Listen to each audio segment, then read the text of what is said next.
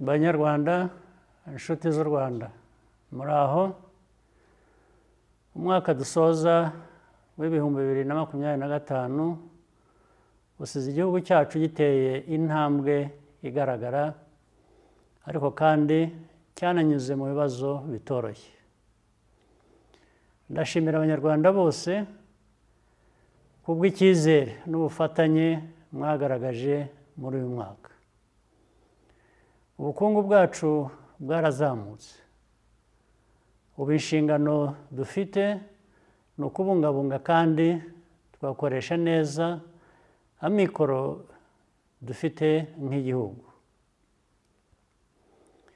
Ibi biradusaba ko twishakamo ibisubizo bishya bikwiye gutuma duharana intego n'imigambi bishya. Nta wundi muntu dukwiye gutegerezaho iterambere n'imibereho myiza yacu.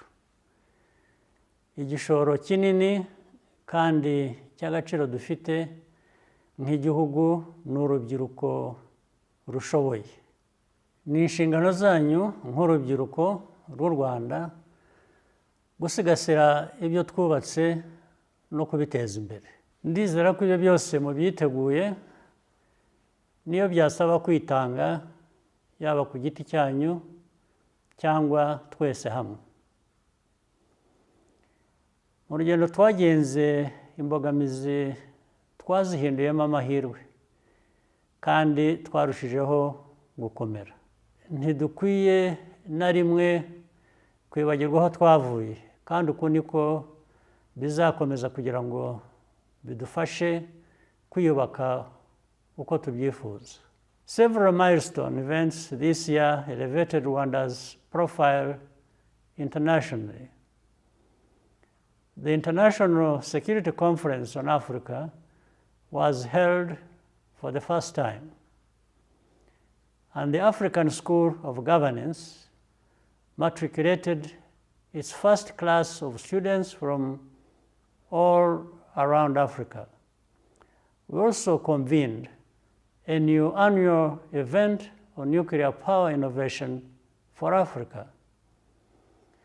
This reaffirms that Rwandans and Africans generally have the power to define who we are, what we stand for, and where we are going. The defining moment of 2025 was undoubtedly hosting the UCI World Cycling Championships. Bringing this competition and its elite athletes to Kigali's streets was a source of immense pride for our nation. I congratulate everyone involved in making these events a success. Sports unifies and empowers communities across all boundaries. The world saw Rwanda and Africa in a new light. And much as we are not yet on top in football, the prospects for the future are promising thanks to the help of FIFA in building ourselves up. We also look forward to hosting the FIFA series next year. With the infrastructure we have built, our long-term ambition is to nurture the next generation of Rwandan talent to compete and excel. This month, Rwanda and the DRC signed the Washington Accords. I thank the United States and Qatar, alongside our African institutions, for supporting this peace process. It is a critical step toward addressing the root causes of conflict in eastern DRC and restoring regional stability. Rwanda is fully committed to implementing this agreement, but any threat to the peace and security of our people is unacceptable. The threat of state-supported violent extremism is unfortunately still very real. Ahazaza dukwiriye harashoboka.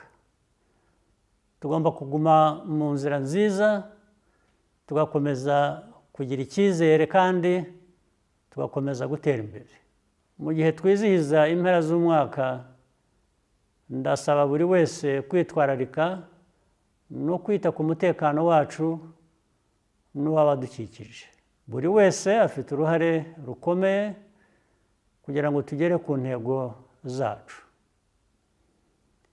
Jyewe n'umuryango wanjye twifurije Abanyarwanda n'inshuti z'u Rwanda umwaka mushya muhire w'ibyishimo n'uburumbuke.